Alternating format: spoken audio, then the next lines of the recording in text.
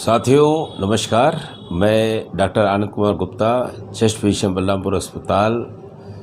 आज मैं आप सबको दीपावली की हार्दिक शुभकामनाएं देता हूं और भगवान से प्रार्थना करता हूं आपके ऊपर गणेश जी और लक्ष्मी जी की विशेष कृपा हमेशा बनी रहे और आप दीर्घायु हों, स्वस्थ रहें, जीवन में आप बीमारियों का सामना न करना पड़े। सर्वे भवन्तु सुखिनः सर्वे सन्तु निरामयाः। इसी साधु घोष के साथ मैं आज अपने चैनल में एक अहम टॉपिक पे आज चर्चा करने जा रहा हूँ। इसके चलते मैं सेहत वाला अगला टॉपिक डालने में पोस्टपोन कर रहा हूँ। आज का टॉपिक होगा दीपावली, पटाखे और प्रदूषण।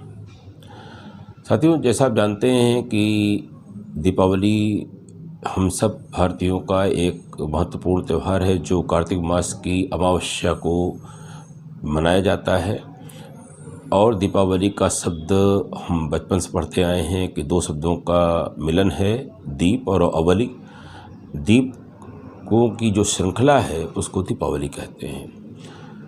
प्रभु राम जी जब अपने पत्नी माता सीता और भाई लक्ष्मण के साथ सकुशल रावण का वध करके और विभीषण को राज्याभिषेक कर करके लंका से अयोध्या वापस आए थे, तो अयोध्या वासियों ने अपने भावी राजा के आगमन पर खुशी जाहिर करते हुए जो अपना उत्साह दिखाया, उसका प्रकटीकरण दीपों के प्रकाश और फूलों के सुगंधि के रूप में पूरी अयोध्या को सजा के किया। और तब से ईश्वर का, भगवान प्रभु रामचंद्र जी का जो अयोध्या आगमन का दिन दीपावली के रूप में आज तक मनाया जा रहा है, दीपावली त्यौहार के रूप में। जो ये दीपावली है ये वास्तव में 5 दिन का प्रकाश का उत्सव है। जो 2 दिन पहले धनतेरस, जो वास्तव में धन्वंतरी जयंती है, वहाँ से शुरू होकर के 2 दिन बाद जो भैया दूज आती है, वहाँ तक ये 5 दिन का कार्यक्रम चलता रहता है। धनतेरस और मुख्य पर्व दीपावली के बीच में नरक चतुर्दशी और उसके बाद गोवर्धन पूजा और फिर भैया दूज का दिन आता है। साथियों, पटाखे की दृष्टि से अगर मैं कहना चाहूँ कि रामायण हो, रामचरितमानस हो, या जहाँ पे भी रामचंद्र जी का राज्याभिषेक और उसके पहले उनका आगमन का वर्णन है, कहीं पर भी किसी पुराण में भी कहीं पे भी आतिशबाजी का कोई वर्णन नहीं। तो जब आतिशबाजी का वर्णन नहीं मिलता है तो ये आतिशबाजी हमारे दीपावली त्यौहार का मुख्य हिस्सा कब से बना और कैसे बना। आतिशबाजी का जो मुख्य पदार्थ है, गन पाउडर जिसे कह सकते हैं, ये 14वीं शताब्दी में चीन में इसकी उत्पत्ति हुई या खोजा गया और जो अरबों द्वारा भारत और यूरोप में फैलाया गया।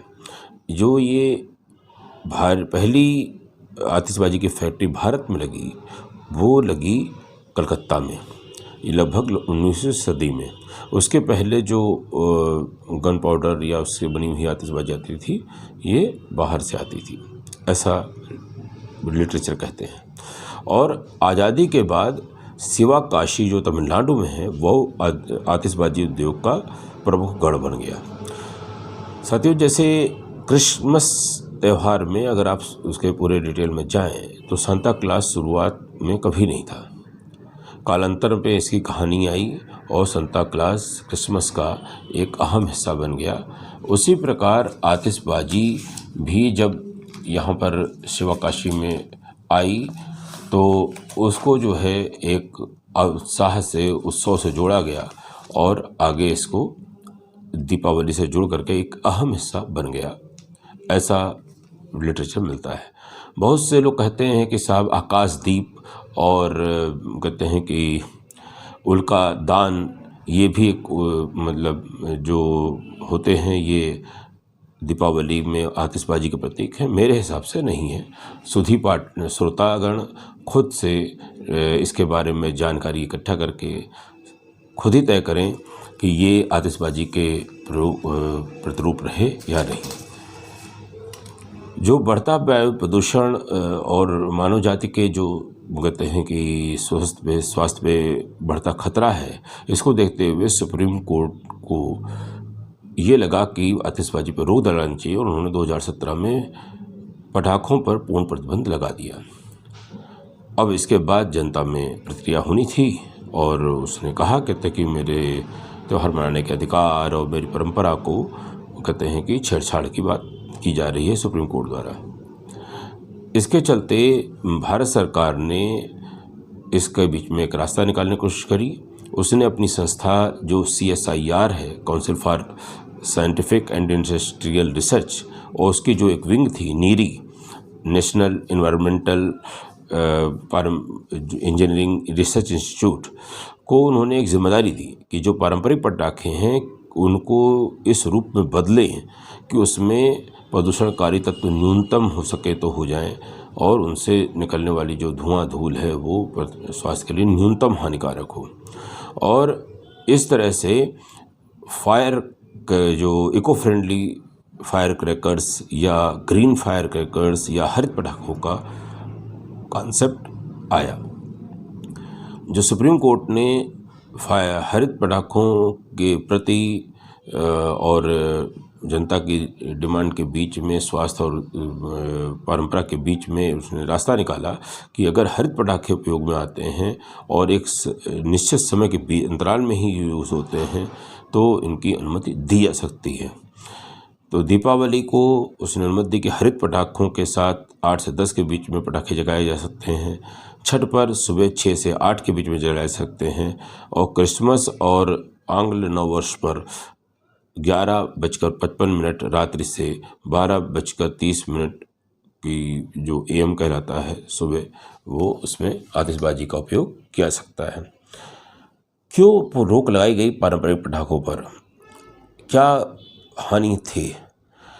साथियों, जो कन्वेंशनल पटाखे थे या रेगुलर फायर क्रैकर्स थे, ये जो जलाने पर क्या होता है कि इनमें जो विभिन्न रसायन और उनको बनाने में जो विभिन्न अवयव प्रयोग में लाए जाते हैं, भारी धातु आदि, उनकी वजह से जो गैसें उत्पन्न होती हैं, जैसे सल्फर डाइऑक्साइड हो गई, कार्बन मोनोऑक्साइड हो गई, नाइट्रोजन डाइऑक्साइड हो गई इत्यादि, और जो उसमें भारी धातुएं उपयोग में लाई गई जैसे लिथियम, बेरियम और सिलिकॉन और आर्सेनिक, लेड इत्यादि, तथा जो भारी धातुओं की धूल बनी, उसके जो महिनकण थे, ये सब मिल करके जो पार्टिकुलेट मैटर का जन्म देते हैं, उनको हम इंग्लिश के कैपिटल लेटर P और M में कंट्रोल करते हैं। तो इनकी वजह से वायु प्रदूषण फैलता है। दीपावली के जो दूसरे दिन अगर हम वायु प्रदूषण के डाटा को पिछले 5-10 सालों को देखें तो 30 से 35 गुना बढ़ा हुआ पाया जाता रहा है। ये प्रदूषक तत्व आपस में क्रिया करके अम्लीय वर्षा और स्मॉग का कारण बनते हैं, स्मोक प्लस फॉग का कारण बनते हैं। वायु प्रदूषण अपने स्रोत से काफ़ी दूर तक चले जाते हैं उड़ करके, और इतनी दूर चले जाते हैं कि हमें उनके होने का एहसास तक नहीं मिलता।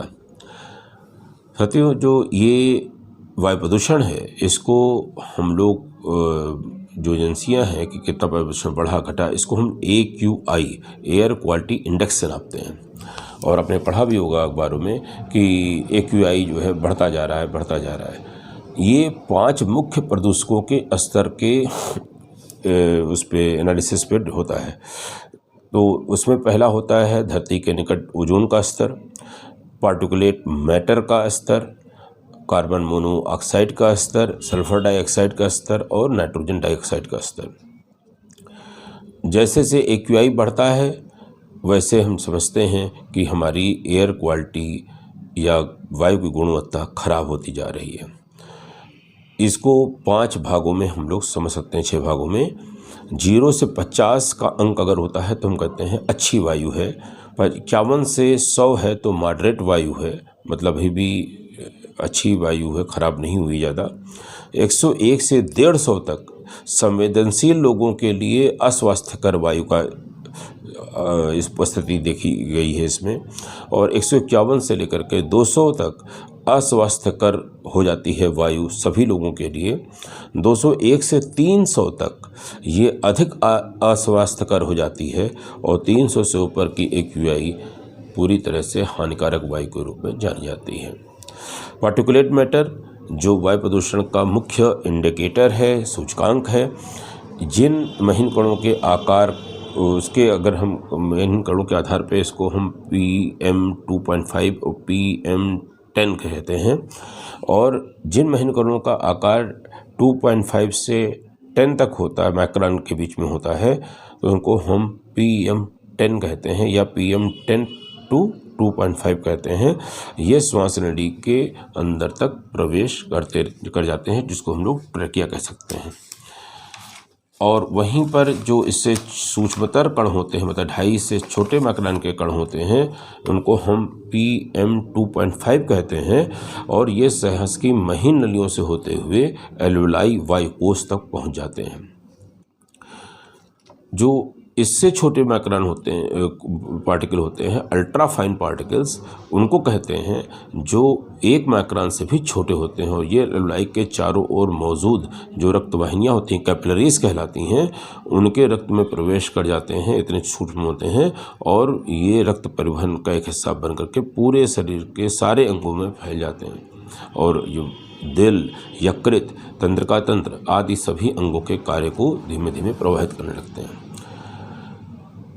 जो इस प्रकार जो वायु प्रदूषण से क्या क्या लक्षण हो सकते हैं हमारे शरीर में? सिंपल आँखों की, नाक की, मुंह की, कहते हैं कि गले की जलन हो सकती है, इरिटेशन जिसको बोल देते हैं लोग, इरिटेट कर रहा है, किसी को सर दर्द हो सकता है, चक्कर आ सकते हैं, थका थका जैसा शरीर महसूस होना, इतनी जो सामान्य सी तकलीफ़ें लगती हैं, उन तकलीफ़ों से लेकर के दमे के मरीजों में दमे का दौरा पड़ जाना, COPD हो जाना या COPD का दौरा पड़ जाना, निमोनिया हो जाना इत्यादि सांस की बीमारियों का होना, दिल की बीमारियों में कोरोनरी आर्टरी डिजीज़ का हो जाना, कहते हैं कि पक्षाघात या स्ट्रोक, ब्रेन स्ट्रोक का हो जाना, इस तरह की तंत्रिका तंत्र की बीमारियाँ हो जाना, और विभिन्न अंगों के कैंसर हो जाना, जैसे फेफड़े का, रक्त का आदि का। तो ये सब जो बीमारियां हैं, इनकी बढ़ती संख्या ही वायु प्रदूषण से बढ़ती संख्या ही एक चिंता का कारण है। और चूँकि साल भर के 100 काल प्रयास, वर्षों के प्रयास के बावजूद कुछ नहीं हो पाता है, तो सुप्रीम कोर्ट ने नाराज़गी क्रैकर्स पे दिखाई, क्योंकि वो एक दिन में ही 30 गुना 35 गुना बढ़ा देता है। तो ग्रीन क्रैकर्स या हरित पटाखे रेगुलर पटाखे से अलग कैसे हैं? बेसिकली क्या है कि ये ग्रीन पटाखे सामान्य पटाखों से थोड़ा छोटे साइज के बनाए जाते हैं, और इनमें कम हानिकारक रसायनों आदि का उपयोग होता है, और इनके जलाने पर पारंपरिक जो पटाखे हैं उनमें जितना प्रदूषण होता है उससे 30 से 35% कम होता है प्रदूषण। पारंपरिक पटाखों के जलाने पर जो ध्वनि प्रदूषण होता है वो 140 से 160 डेसिबल तक होता है। वहीं पर जो हरित पटाखे हैं उनसे 120 डेसिबल या इसके नीचे ही ध्वनि प्रदूषण होता है। जानकारी के लिए बताते हैं कि 80 डेसिबल के ऊपर ये मनुष्य पर जो प्रभाव देखा गया है वो अस्थायी या स्थायी बहरापन, उच्च रक्तचाप का होना, हृदयाघात का होना, ये सब जो है लंबे समय तक 80 डेसिबल के ध्वनि प्रदूषण के संपर्क में रहने से होता है।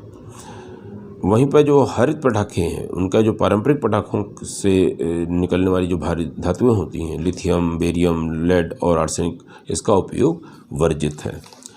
तो इन सब चीज़ों से हरित पटाखे कम हानिकारक पाए जा रहे हैं। कुछ एडवांटेज और हैं।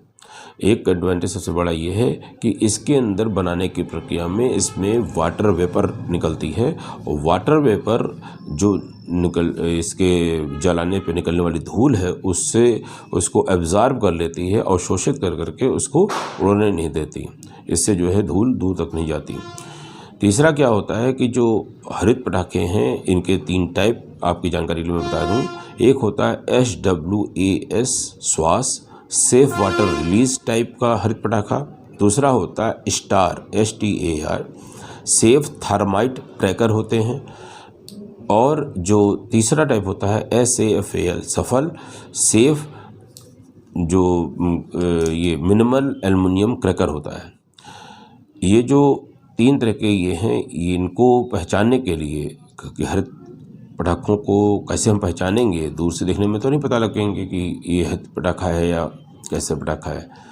तो इसको पहचानने के लिए जो CSIR नीरी संस्था है, और उसने जो है PESO petroleum and explosive safety organization के साथ मिलकर के एक लोगो बनाया है, वो आप देख सकते हैं।